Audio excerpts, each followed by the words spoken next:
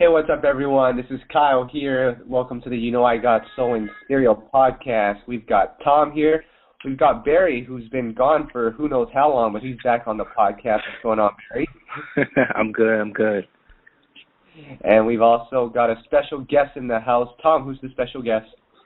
I'd like to welcome Mike Hamilton from Atlantic Records to the podcast. He's a friend and supporter of ours, so we're excited to have him here to share his perspective. What's up, Mike? Thanks, guys. Thanks for having me. Absolutely. And before we start, I just want to give a quick introduction to how we met, Mike. It's a funny story, actually.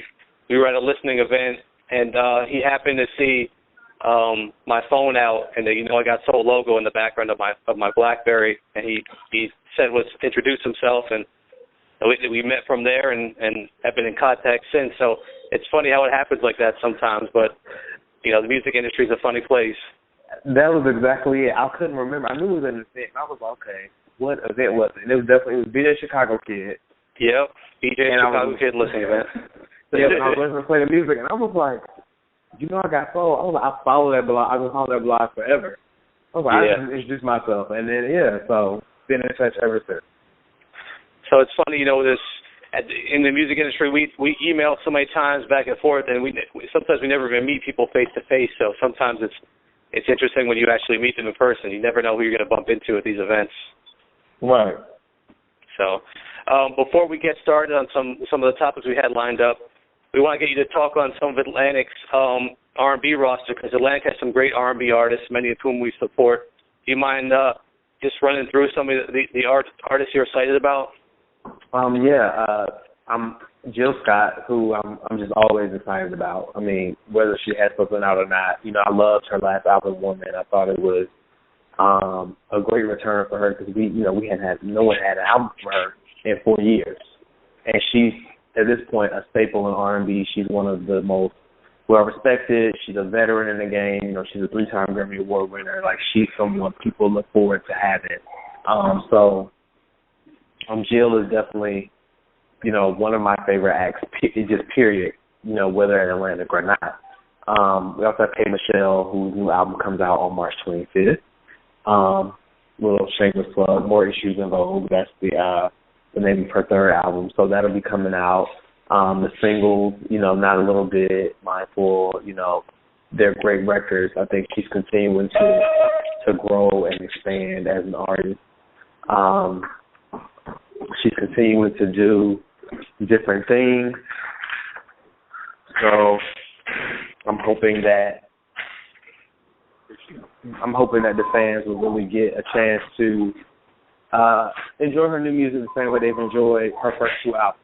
You know, Kay is a great artist. She's extremely talented, so she's someone who I'm excited about, and I just hope, you know, her fan base just continues to expand and continues to grow. We have Trevor Jackson, who, you know, everybody's been watching. People watching American Crime. You know, everybody's been seeing him on TV, but he's really maturing into this amazing artist who I'm really excited about. Sevyn Streeter is one of my favorites, a great songwriter, even greater singer. You know, I'm always excited for, you know, what she may have coming. So we have a really solid list of R&B stars who are just super talented people who I really hope get their fair shot. I think R&B is in a place right now where that's like the most talented artists don't necessarily get the looks, or at least like they used to back in the day. And I think Atlantic has a really strong set of R&B artists, and I just hope that, you know, people will get to see that. Absolutely. Now, the first topic I want to get into is one you provided for us, and that's about the lack of true soul singers these days, and if industries and labels are, you know, what to do with true singers anymore. We can start out going around the table. Barry, why don't you let us know what you think? I know we all have strong opinions on that one. Barry, what do you think? I think it's you know, like I've said, you know, many times before, I think it's a combination of a couple things. I think sonically we just enjoy melody more now than we do a vocal ability. if you hear some of the songs that like people find catchy, it's the melody that's like plug people in. Like I remember there was a time where people would like talk about the ad libs and, you know, certain arrangements that were like really big in the song, and that's not it anymore. Like, you know, when you talk to someone about a record that just may have released, it's the melody that draws people in. And I think that's just, I don't know if it's discouraged people from wanting to, you know, do, you know, slower ballads, because I'm a ballad guy. Ballad all day. I love ballads. Me too. But I think, you know, it's a combination of that and then just finding where a ballad goes in today's sound, you know. Everyone wants the faster paced stuff now. You know, there was like back in the day, people wanted to hear the slower stuff and enjoy them in atmospheres where it complemented. But now it's like, where do you put a true soul ballad? You know, like where do you listen to it? Just on, you know, your ride home, like what, you know. So, I think that the soul singers are coming back. I think that they're finding that sweet spot for how they can fit in today's realm. But the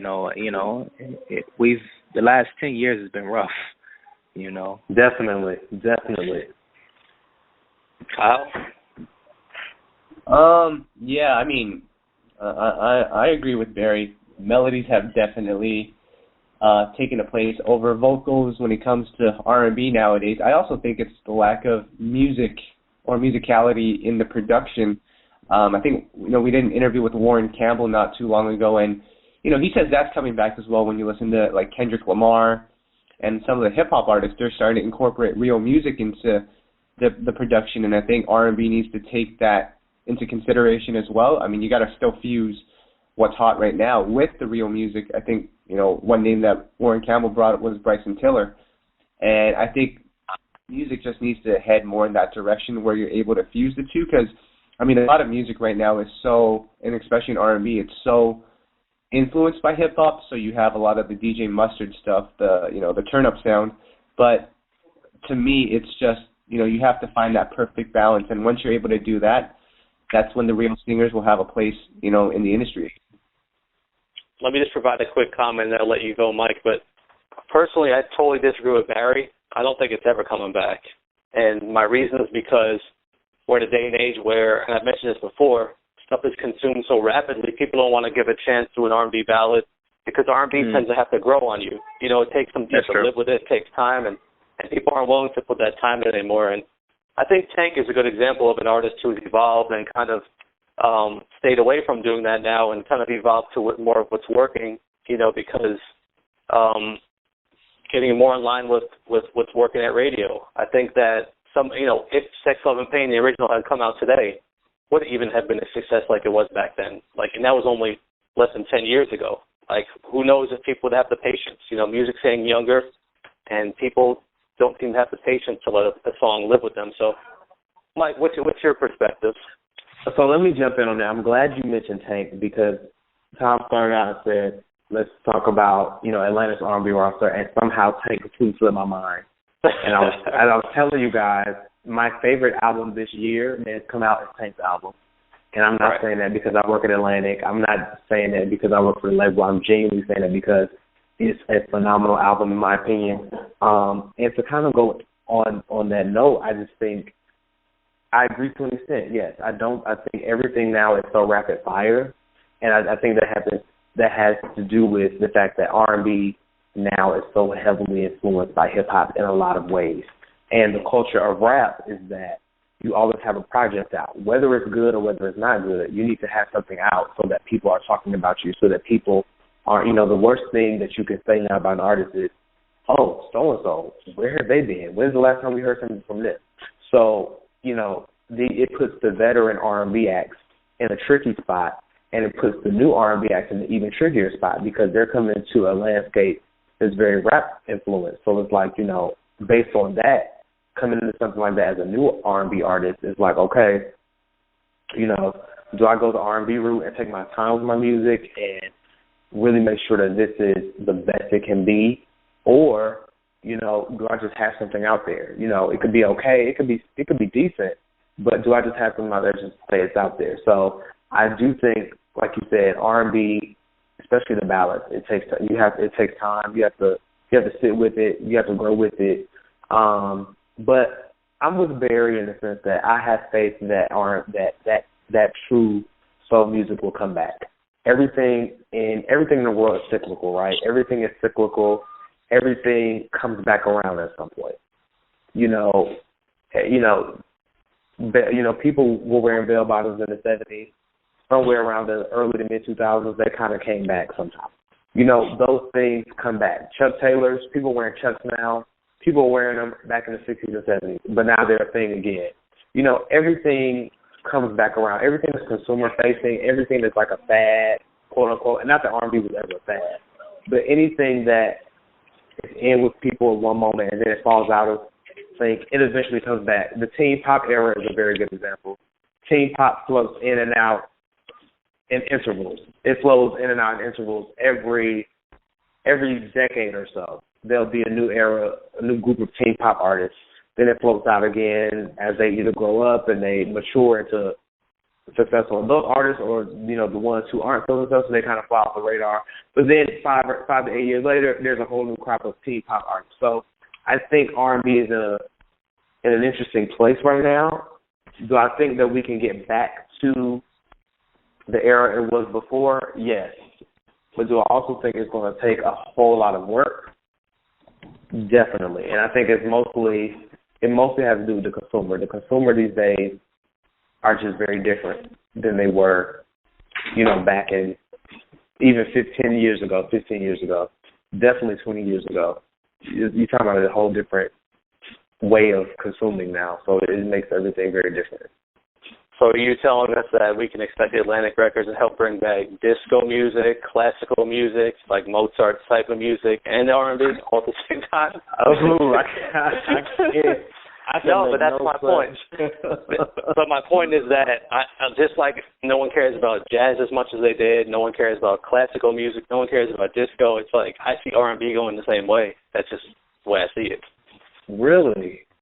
Yeah. I hope not. I'm very, and I hate to hear people say that. I think it's because I feel like R&B is a part of me. It's kind of like I hurt when I hear people say stuff like that. Because this is music, I think R&B music is timeless. I think the best R&B music is timeless. We still have, those artists are still around. Legacy is still putting out music. John Legend is still putting out music. We still have these types of artists, but they're not coming out as much. Especially not like the new soul singers. I keep hearing everybody say, I say, who's like dope? That's a soul singer who's brand new, who just came out recently. Everybody's like, oh, yeah, I'm still in Jasmine Sullivan. I'm like, do y'all realize Jasmine Sullivan came out in 2008? Like, it's been almost 10 years at this point. She's no longer new. So the fact that the first person people think about is Jasmine Sullivan, that's not good. She's amazing. She's one of my favorites, but that's not good. That the first person we can think of is someone who, her first album came out my freshman year in college. I graduated from college 4 years ago.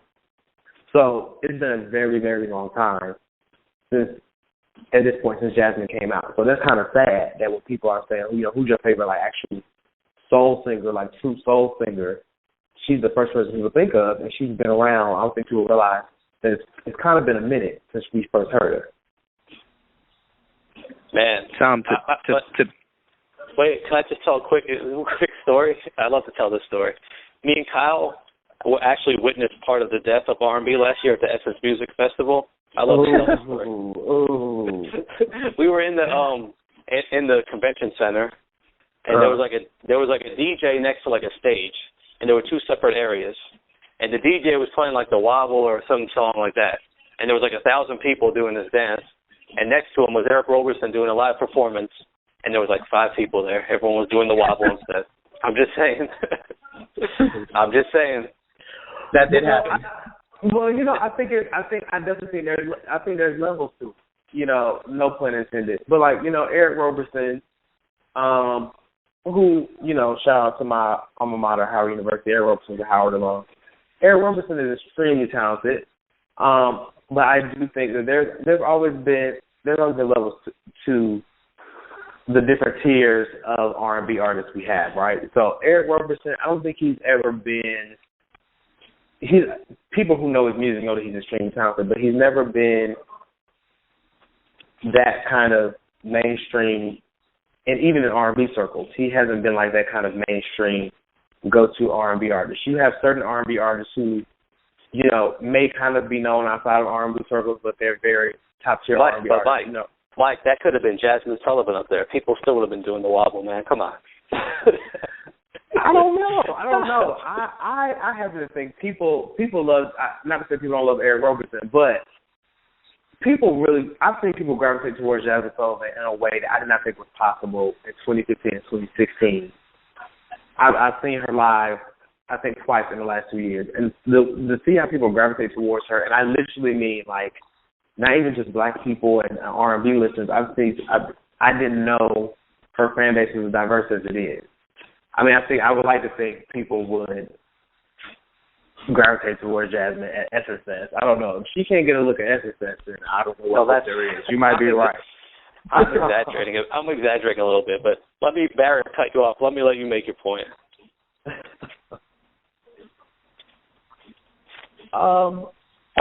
Basically, I wanted to, you brought up classical and you brought up jazz, and both of those genres were very mechanical in the sense that it took true artistry on instruments in order to create those sounds.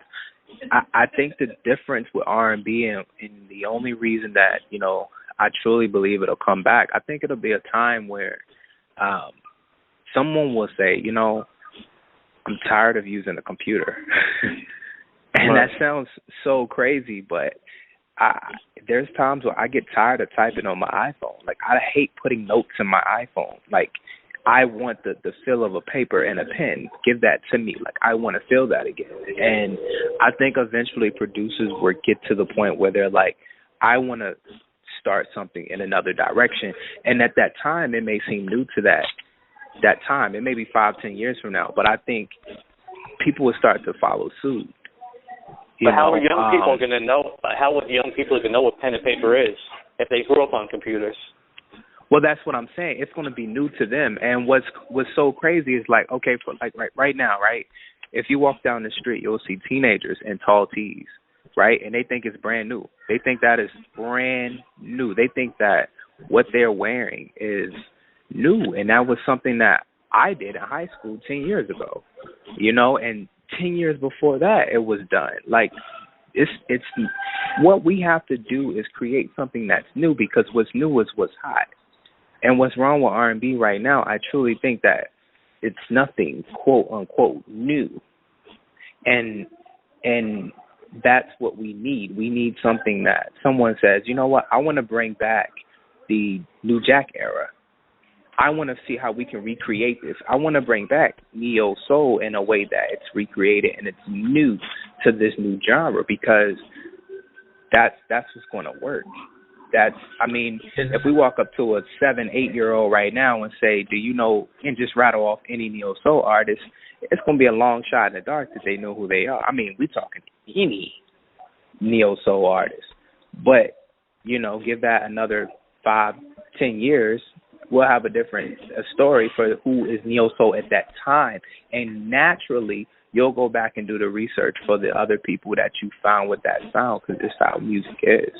So I think, unlike classical, there's probably still people who do classical, but it's just not a drive to push to want to recreate that sound. No one said, hey, I want to recreate that sound, because you're seeing it in hip hop, and we're the rib of hip hop. Any way, shape, or form you want to put it, we are the rib of hip hop when it comes to rhythm and blues, and you're starting to see the mechanics. I mean, Kendrick dropped a surprise album, and everybody thought it was the brand new, and it wasn't new. This was something that his ideas and thoughts were new to us, so we gravitated towards it. Like, that's literally what it was, and I think that it'll start to take its transfer over to R&B. Well, I think. I was going to say, Barry, like, talking about, artists who present something new, I don't think anyone really ever brings anything new to the table, obviously you're going to be influenced by something that's done before. Like I look at, and right. The pen and the paper.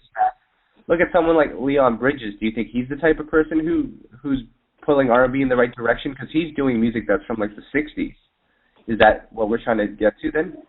Well, that's a good example of what I think recreating something that's old, because he has an incredible fan base. Like, he sells out, and it's because it's new to what's now, you know. And I think that's someone that has to continue to do that. Like, say, oh, it worked for this person. Let's just give it a try. Let's give it a shot. Let's put real instruments in a song. Let's try new drums and real drums, you know, in a song. And I think that's what's going to take the evolution, I shouldn't say evolution, revolution and recycled ideas and make them new, quote unquote, you know, to current genre, like to the current generation. Well, I agree. I agree that there's never really anything new, but to Barry's point, I think what has to happen is some of those subgenres of R&B you mentioned, they weren't necessarily new, but they put a spin on, or maybe they weren't really talking like New Jack Swing at the time. It was new because it was this fresh, energetic union of hip hop, R&B, and then pop music. It was this really unique blend of the three, and it was fresh at the time, and it made its way from the late '80s all the way through the early to mid '90s.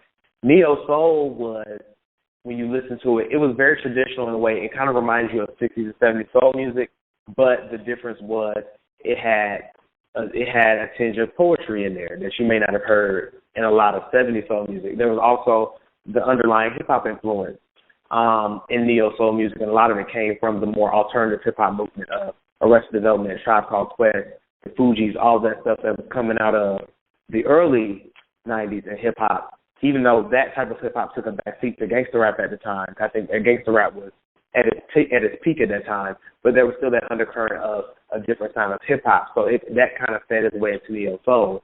And then, which also kind of transitioned into the contemporary, what we call now, or what the Grammys call now, you know, we call that the contemporary R&B movement, or what that was of the late 90s to early to mid 2000s, which I kind of think, at least me, I credit a lot of that to Mary J. Blige, as she kind of came in with hip hop soul, but ushered it into a different direction, and that's kind of how from the way I look at the history, that's kind of how we got to the contemporary R&B title of things. I think now we have this whole alternative R&B movement, and I feel like it's very divisive because you have fans of quote unquote real R&B who don't want to see Jhené Aiko or Bryson Tiller or Frank Ocean or, you know, The Weeknd, these artists as R&B, but they're making a more laid-back, vibey brand of R&B that fits in with what today's consumer enjoys. There's not really an emphasis on vocals. There's more of an emphasis on the mood or the melody rather than really the lyrics or the vocal talent that we're used to hearing from previous eras of R&B. And I think it is different, but I don't know if the alternative R&B movement that we have now, that we seem to be in right now, I don't know if that's enough to fully energize R&B to come back. I'm not sure that I think that's where the spark is gonna go, because it's sparking for those artists, but it's not sparking for the rest of the genre. And I think that those previous subgenres like New Jack Swing and neo soul, they made R&B interesting, but they re-energized the entire genre. So you had those artists from that sound benefiting, but you had the artists who made the more traditional R&B or the R&B sound of the moment. They also benefited. I don't know that the traditional R&B artists who are still around are benefiting from the notoriety that some of these alternative R&B artists are getting. I don't know that that's happening. So before we move on to the next topic, we'll go around the table and take a vote. Is quote-unquote real R&B going to make a comeback? Mike, you say yes? I'm with a yes. I believe it's going to come back. I believe it's going to come back. I say. Barry, you're a yes too? I'm a yes, man. So I'm a no. And so Kyle, what do you go with? I'm gonna go with. I think the sound of R&B will come back. It's a yes or no question. It's yes or no. Okay, I'm gonna say it's not coming back based on the definition of what R&B is to us. I think the music part of it will come back. Hold on, let me explain. The music part will come back, but I think the lyrics will continue to get stupid. Okay. It will continue. And that's all I'm saying. It'll sound good. It's just the lyrics will be stupid. Got it. All right. So that's 2 no's. I mean, 2 yeses, 1 no, and I don't know what you call it. Your response. Moving on to one of Mike's next topics that he gave us, and this is we touched on a little bit, kind of how hip hop is fused with R&B, and this kind of had an impact together. It's interesting because I gave Kyle some homework recently. Brian McKnight's new album came out, and I asked him to go back and listen to all the old Brian McKnight albums. And he found one song, "You Should Be Mine, Don't Waste Your Time," featuring Mace. And of course, Mace has the classic line, "First rap cat with an R&B budget," and this was 1997. And it's funny how a few years later, obviously, hip hop overtook R&B and became way more popular. So the thing I want to discuss with you guys is, do you think that hip hop had a negative impact on the quality of R&B music? Who wants to start? It's Mike. It's Mike. I'll jump in on that. I think it had both a positive and a negative impact. I think that initially, like we were talking about New Jack Swing earlier, I think that was when we were seeing the positive impact of hip hop. It was pushing the boundaries of the sound of R&B. It was making R&B more fun, more fresh. It was making R&B edgier. But you still got that R&B. You know, even if you take a Bobby Brown, who has, you know, those New Jack Swing classes like Every Little Step and, you know, My Prerogative and Don't Be Cool. You're talking about a guy who could still sing, who would still give you those ballads like Ronnie. You know what I'm saying? Like, you still got that real R&B that you've been used to if you came up in the 60s or 70s listening to Motown. The 90s, I think, with the era, you know, with the Uptown Records era, so with the Mary J. Blige, Jodeci, the Bad Boy era with Faith and 112 in total, I think that there was still that big hip hop influence, but again, it was making R&B, making it edgy. You still got those R&B records, like to go off some of the artists I just mentioned. You still got Your Love No Limits. You still got Kissing You. You still got Love You for Life. You still got all of the to the core R&B records, even though they were giving you a lot of hip hop influence. And even that continued through the late 90s, early to mid 2000s. I think now we're starting to see more of the negative implications of hip hop on R&B. It's the whole mixtape thing, for starters. You know, I think that, you know, I mean, I have nothing against the mixtape, but I think even for hip hop, I think what a true mixtape is, I think it's lost its definition over the years. I don't know if it's changed. I don't know what people want. I don't know if people are cool with a mixtape being what it is now, but what a mixtape is now is not what a mixtape was back when we first started listening to mixtapes. But I think now we're seeing more of the negative implications in that people are rap singing. No one's really singing anymore. New artists are kind of rapping and singing. I don't even know what you really want to call that. You know, it's not a Lauryn Hill thing where she can rap and sing. It's that they're rapping and singing together. I don't even know what you call it. Lyrically, the lyrics sound more like rap verses as far as the content than they sound like R&B verses. Than they sound like R&B lyrics. I think the content has changed a lot in the way of R&B is a genre rooted in love and rooted in, you know, making people feel good. I don't know that the content we get in a lot of the new R&B does that like previous R&B did. You know, previous R&B made you feel something. You know, now I can't say that a lot of the new R&B artists are truly making you feel something with what they're saying. So I think that is where, I think now we're starting to experience more of the negative implications that rap music has had on R&B. Barry, what do you think?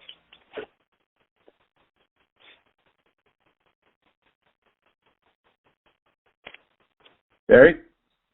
Yeah, I don't think that hip-hop per se or, you know, rap music ruined R&B. I think the artists who tried R&B that were hip hop artists were on R&B.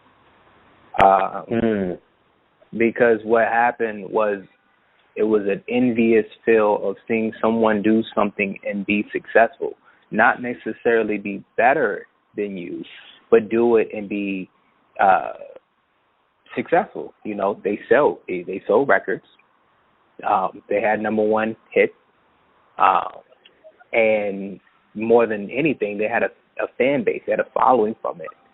So it's like, I tried so hard to do this, so this is what I do, and you're doing it successful. Let me see if I can do it. That's where I feel like it went wrong. You know, if you turn back the hands of time and they fail at that, I think we still have R&B. But seeing them be successful at it, that took a turn. You know, no one wants to see that happen. You know, and I think that's what went downhill from there. Kyle? I think you got to look at, with the emergence of hip-hop and how big it's going, you got to start looking at these R&B artists who are coming out now, and you got to ask yourself, who are they influenced by? Because people like Usher, when he came out, he was obviously influenced by people like Michael Jackson, Johnny Hathaway, and all these classic artists, but someone in today's generation, like, who's August Alsina influenced by? There might be some. Well, August maybe not so much, but I'm pretty sure August listened probably more to hip-hop than R&B. And I could be assuming here, but I think a lot of his major influences come from hip-hop. And although I'm sure he's trying to make R&B, all he knows is hip-hop, so that's going to be what the product of the music is. Yeah, but I feel like when people like Ja Rule are singing and making hits out of it, and then you got R&B singers like Mary J. collaborating with him and making hits, it's like it just diminishes the need for vocal ability on the radio. I think we've talked about that before. But I think even yeah, go ahead, Mike. But I think even in that era, even in the Ja Rule era, we still had our R&B singers impacting who were truly talented. We still had Usher. That was also the era of Alicia Keys coming out. We had Destiny's Child still at that point. We had Brandy. We had Faith. We had Carl Thomas around for a second.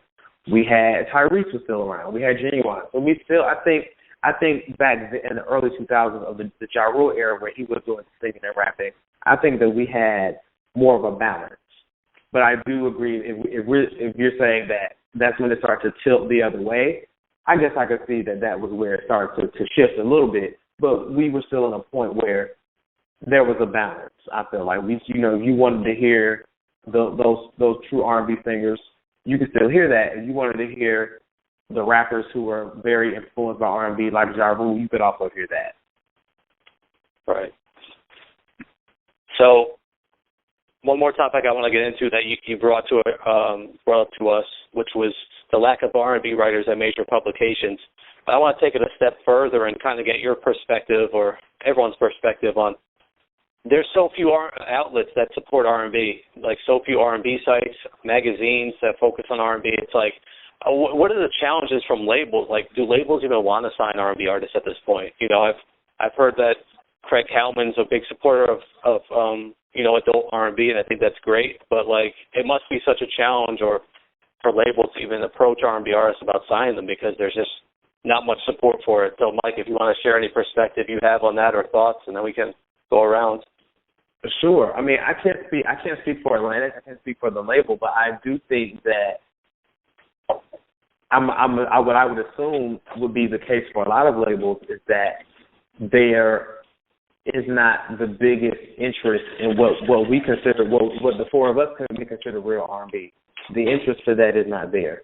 And, you've heard any recent interviews from Tyrese, K. Michelle, Tank. They've all spoken on this. They've all spoken about how, it's hard for the true R&B artists to get play, even though they're making records that are universal. But, the argument is, if an Adele or if a Smith sings it, it will get that look, it'll get that attention that they wouldn't get if they sang the same exact record. So I think that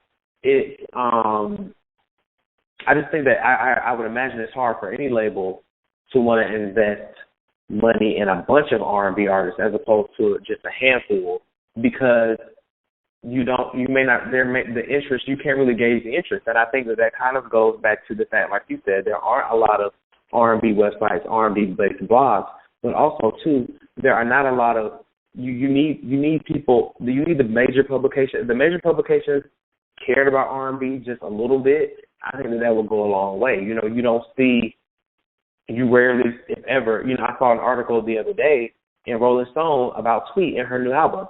And I was pleasantly surprised, because the last thing I expected to read on Rolling Stone was anything about Tweet, who has not put out an album since 2005. So the fact that they would even post anything about an R&B artist who's not named Beyonce or Chris Brown, much less someone who hasn't put out an album in over a decade, I was taken aback in a positive way, but it's just like, we need more people who understand R&B at these publications. Because when they do cover R&B, you have people who cover it who don't understand it. So I'll read articles sometimes and just be like, they'll make a reference about an influence that they feel like they heard on a song, and I'm listening to the song, and I'm like, wait a minute, that doesn't sound anything like what the writer said in the article. But again, you need people who are truly knowledgeable about the sound, about the evolution, about the history of R&B to write about it. And I feel like if Spin, if the Fader, if Rolling Stone, if these websites had people who really knew the music and really knew the sound, then I think it would help. It would help go a long way. Yeah, I think it really would. Kyle? I mean, that's a tough one. I mean, from a business standpoint, I don't know if there's any place for R&B, because aside from, I think, a handful of artists, there's not a lot of money in R&B right now. A lot of it is in touring, definitely, but I don't know. That's a tough one. I don't know. I really don't know. Yeah, that's all I've got. Barry? I think Tom and I talked about this. I think when publications stopped hiring for direct writers and started allowing freelancers to submit stories is when we started losing that connection. It's so different for me to come up to you and say, I need a story on Mary J. Blige, compared to you naturally giving me one, because that album affected you, Right. And we don't get that anymore. We get, here's your assignment, because you're a freelancer. I need X amount of stories. Submit them by this date, And because of that disconnection, we don't feel it when we write it. I mean, when we read it, so it's not translating to anyone the way it should, And I think that's why it's so important to acknowledge those who do go out and do the work without being told. No one has to tell you. You're taking the initiative to just get it done. And that's where, we're drawing the line between a lot of blogs and websites, when blogging got popular, when having a camera was more important than having a notepad. When these things started happening, that's when I felt like that disconnection got so powerful. It's like, oh, you have a camera. That's more valuable. That visual is more powerful than what you could do with a notepad and writing down what the tracks were that, the artist performed, and writing down how it made you feel, or the amount of people that were in the crowd, or quotes directly from that concert. These are things that you don't get anymore. And that's a big problem. Like I can't read a concert review if you weren't really at the concert and you just took pictures. That's not a review, And I think that's what's happening right now. We're just getting freelancers who are submitting stories and getting picked, and it happens. It's happening everywhere. It's not even just at smaller blogs anymore. We're talking the top sites are hiring freelancers now. What do you say to that? I say another tough blow to R&B, and another reason why it's not coming back.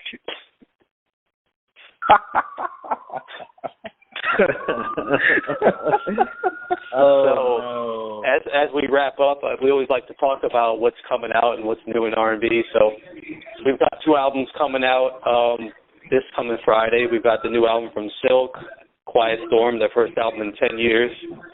And then also Jaheim's coming out with his new album, Struggle Love. Atlantic Records alumni, Jaheim. So he's back. He's with Primary Wave now, so should be a good album. And anything you guys excited about right now that's coming out or coming up? I'm trying to think what's really coming out. I mean, the rumors that a new Maxwell album is on the way. So if that actually materializes in 2016, then I'm super excited for that. I would say more so right now, I'm very excited to be listening to this guy named Gallen. I'm pretty sure you guys heard of him. He's a super talented singer. I love his voice. He actually reminds me a bit of Maxwell. He has a great record out right now called Skipping Songs with Jhené Aiko. It's like on constant replay for me. I'm still on BJ's album. I'm really enjoying Sweet's record. I love Sweet's low key brand of R&B. I love the mood of her music. And I'm enjoying her new album. So as far as what's coming out, I am excited for K. Michelle's new album. You know, her albums have just been so strong in my opinion. I can't wait to hear this new one.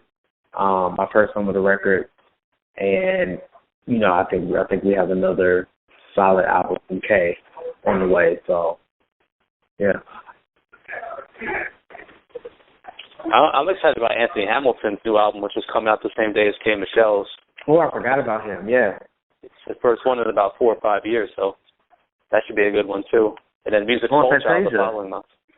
Fantasia's on the way too. Yeah. Yep. So there's some good stuff coming. I don't know if you ever play this game though, but me and Kyle and Barry, we like to play first week sales guesses. Do you ever? I don't know if you want to ever or take a stab at it, but we like to sometimes guess and see how close we were. We've gotten pretty close usually with most releases, believe it or not. So, Kyle, what's your, Mike, I won't make you guess, but Kyle, what's your guess for K. Michelle? Oh, for K. Michelle. Am I allowed to look at how much she did last album? Of course. All right, let me pull up the number. Got to go on Wikipedia. So K. Michelle did she did 87,000. I think that would be hard to top. I don't know if she's going to do 87,000. That seems. I'm going to go with. I mean, she's got the show. She's got the show. She has a huge following. I love her social media presence. I think it's. I mean, if it was going to be someone possible to top their previous album, I think she has a shot. I'm going to go. I will say this. Keep in mind that she did 72 for the first album. So if she did 87 for the second album, trajectory would dictate maybe that this one would even be an even bigger opening week. I don't know.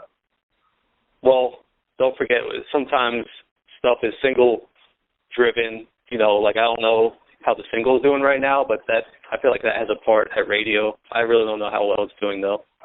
You know what? I'm going to go with 75,000. Her single is actually doing really well on Urban, surprisingly. I mean, that's a ballad, and it's doing pretty well. Okay. So I'm going to go with 75,000. Final answer. I mean, I think and you know what? That might be the biggest selling R&B artist the whole year, which would be huge. I mean, really. Barry, what's your guess, Barry?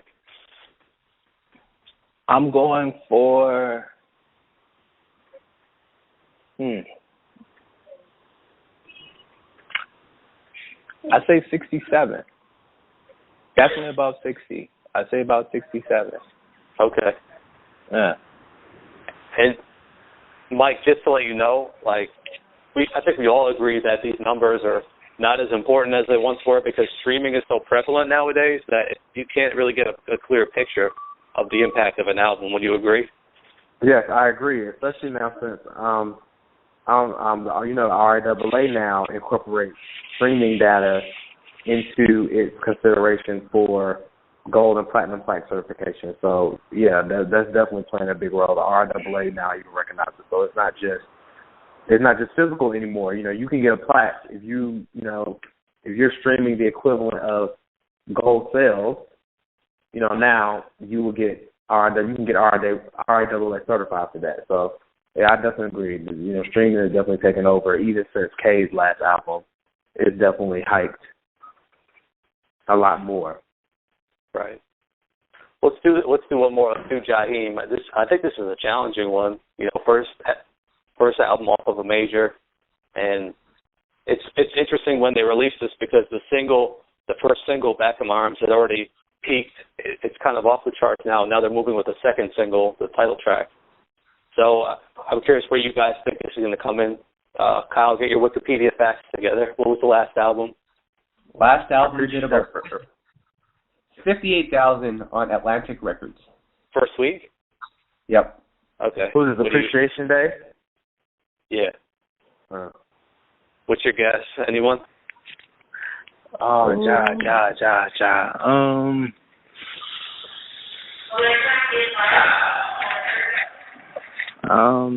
This is a tough one to pick. It is. It's super tough.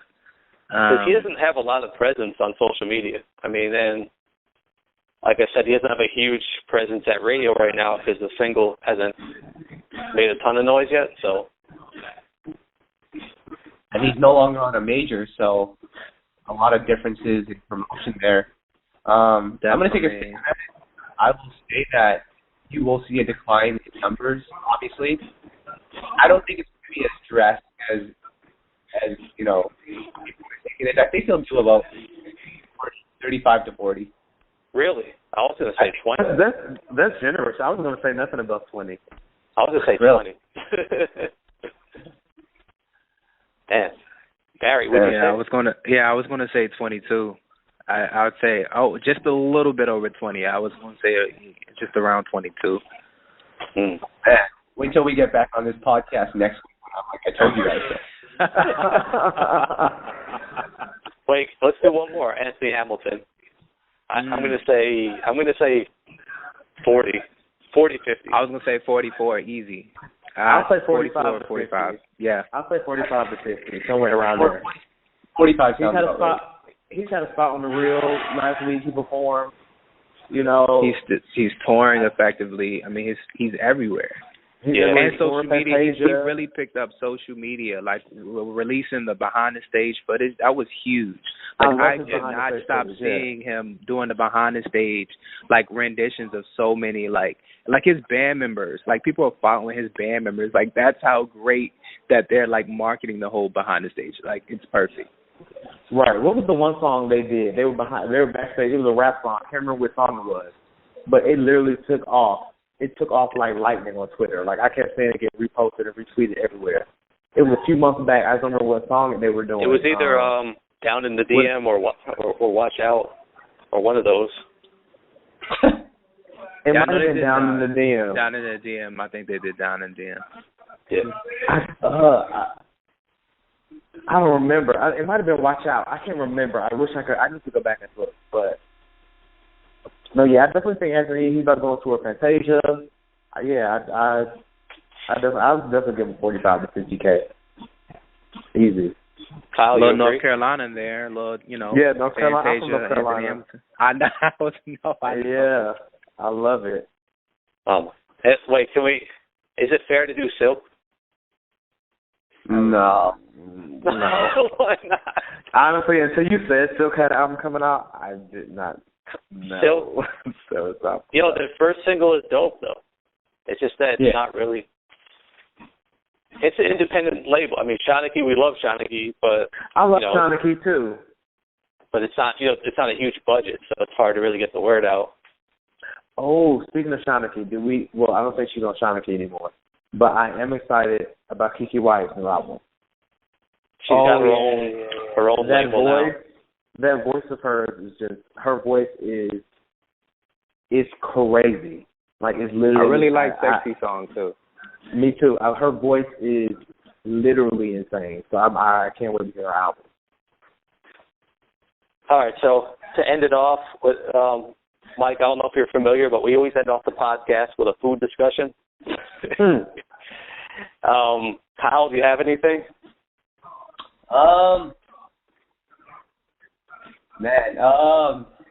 have something, but I don't really have anything in mind. All right, let's ask Mike. Mike, what is your favorite food? My favorite food is macaroni and cheese all day, every day. Oh, man. That's amazing.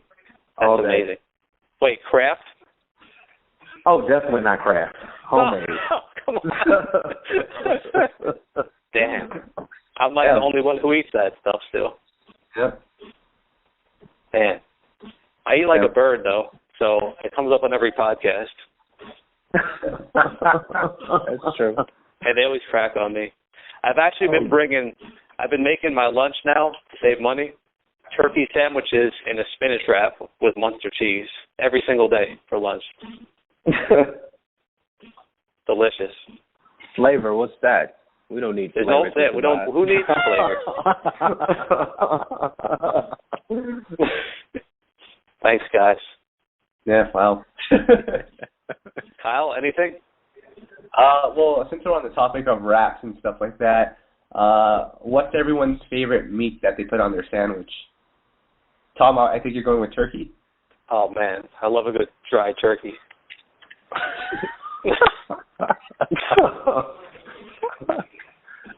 Since I moved to New York, I can't get enough of Chipotle chicken breast. Like the sliced Chipotle chicken breast, that's my go-to if I'm getting anything from a deli.